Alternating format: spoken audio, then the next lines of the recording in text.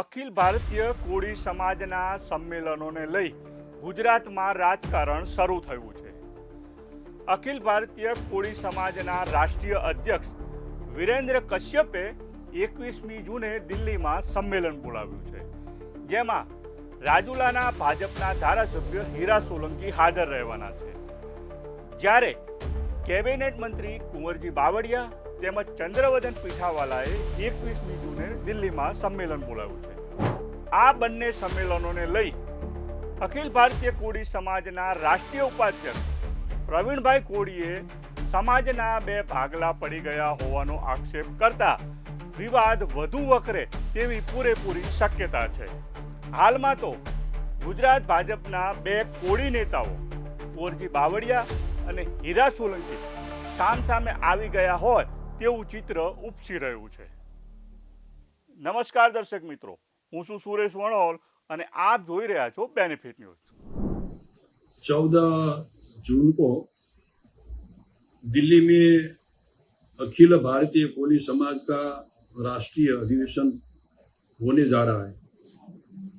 महाराष्ट्र के सभी कोली समाज के बंधुओं को मेरी विनती है कि आप 14 जून को ये राष्ट्रीय अधिवेशन में आने के लिए मैं आप सबको आमंत्रित करता हूं.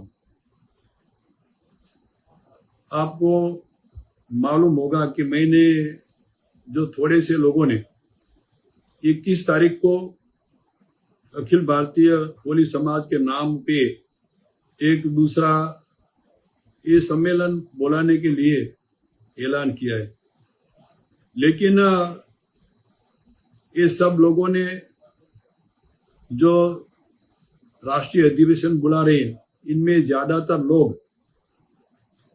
अपने स्वार्थ के लिए और पॉलिटिकली कहीं से बेनिफिट लेने के लिए उन लोगों ने ये 21 तारीख का ये राष्ट्रीय अधिवेशन बुलाने के लिए तय किया है. और उन सब लोगों ने, इनमें से कई लोग ऐसे हैं कि कई सालों से ये राष्ट्रीय संगठन में, अखिल भारतीय कोली समाज के राष्ट्रीय संगठन में शामिल है, लेकिन आज तक समाज के लिए कुछ नहीं किया. चाहे गुजरात के 3-4 लोग हैं, चाहे दूसरे स्टेट में से कोई, मध्य प्रदेश में से या दिल्ली में से कोई समाज के अखिल भारतीय कोली समाज का ये राष्ट्रीय अधिवेशन बुलाने के लिए ये सब ने तय किया है, लेकिन उन लोगों ने आज तक कोली समाज के लिए उन्होंने कुछ नहीं किया. वो तो आप सबको भी मालूम है. और ये जो युवा अखिल भारतीय कोली समाज के युवा अध्यक्ष बनके गुजरात के हमारा कोई प्रतिनिधि महाराष्ट्र में आए थे, लेकिन मुझे आप सबको ये जानकारी देना है कि अखिल भारतीय कोली समाज के इस संविधान में आज तक युवा और महिलाओं को शामिल करने के लिए ये पुराने जो लोग हैं उन्होंने अब तक विरोध ही किया है. લગભગ આ કેટલા દિવસથી મીડિયા અને સોશિયલ મીડિયામાં ચર્ચા ચાલી રહી છે કે એક બાજુ કુંવરજીભાઈ આપણે કેબિનેટ મંત્રી છે એના તરફથી છે 14 તારીખનું, અને બીજું વિરેન્દ્ર કશ્યપ છે જે એના તરફથી 21 તારીખનું. એમાં બંને અધિવેશન દિલ્હીની અંદર અત્યારે હાલ આયોજનની નજીક આવી ગયા છે. અમે ટૂંક જ દિવસોમાં બાવળિયા સાહેબ વાળું અધિવેશન મળવા જઈ રહ્યું છે. એના પછી 7 દિવસે વિરેન્દ્ર કશ્યપ વાળું મળે છે. આમ બે અધિવેશન દિલ્હીની અંદર મળી રહ્યા છે. અમે આવતા દિવસોમાં આમાં શું પરિણામ આવે એ અમને પણ કઈ ખબર નથી. જી, સમાજ તો હું એમ માનું છું ત્યાં સુધી એને વિચારવું પડે કે ખરેખર એકયમાં ન જવાય, અને મારા દ્વારા સંગઠનના તમામ ગુજરાતના હોદ્દેદારો હોય કે સામાજિક હોય કે જે પણ કાર્યમાં સમાજનું હિત વિચારતા હોય એને બેમાંથી એકય અધિવેશનમાં ન જવાય. કેમ કે અધિવેશનમાં જઈ અને કોળી સમાજનો ભાગલા જે પાડતા હોય એને કોઈ દે સહયોગ ન કરાય, એને પાપ કહેવાય સમાજનું. એક તો ઓલરેડી અવારનવાર ઘટનાઓ ગુજરાતમાં બહુ વધી રહી છે, ત્યારે જો આવા બે વિભાજન થાય તો એનાથી વધારે ગુજરાતની અંદર કોળી સમાજને નુકસાન થાય. એટલે મારી અપીલ છે બધાને કે કોઈને આ અધિવેશનમાં સામેલ થવું નહીં.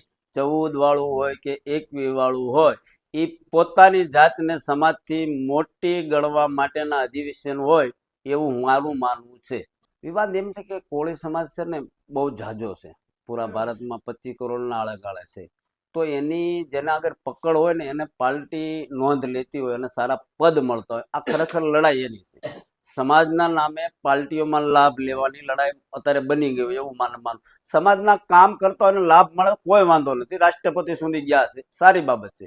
પણ ખરેખર સમાજને બે ભાગમાં વેચી નાખવા છે. આ તો અજીતભાઈ પટેલ જયારે અધ્યક્ષ હતા ને ત્યારથી આ વિવાદ ચાલી રહ્યો અને કોર્ટની અંદર મેટર છે. તો સમાજની જે તાકાત બની હતી એને તમારે તોડી સુલેવા નાખવી છે તમારા સ્વાર્થ માટે.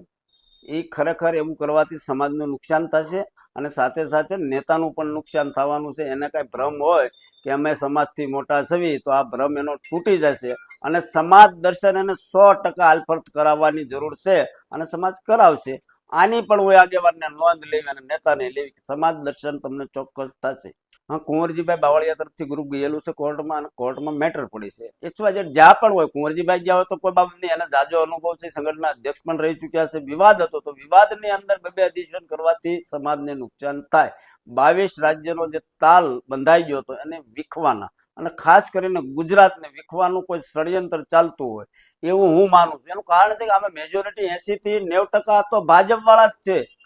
કુંવરજીભાઈ ભાજપમાં, વિરેન્દ્ર કશ્યપજી ભાજપમાં, કનુભાઈ સાળંગના ધારાસભ્ય ભાજપમાં, કિશોરભાઈ ભાજપમાં, હીરાભાઈ ભાજપમાં, જગનાબેન ભાજપમાં. તો છે તો બધા ભાજપમાં. તો બે અધિવેશન શેના માટે કરે છે? આ એક સમાજને સમજવા જેવી વાત છે. એટલે ચોક્કસ આમાં ધ્યાન દેજો અને ખોટા ગુમરાહ રસ્તે દોરાતા નહીં. અને મારી તમને અપીલ છે અધિવેશનમાં કોઈ જતા નહીં. બે હાથ જોડીને મારી તમને સૌને વિનંતી છે.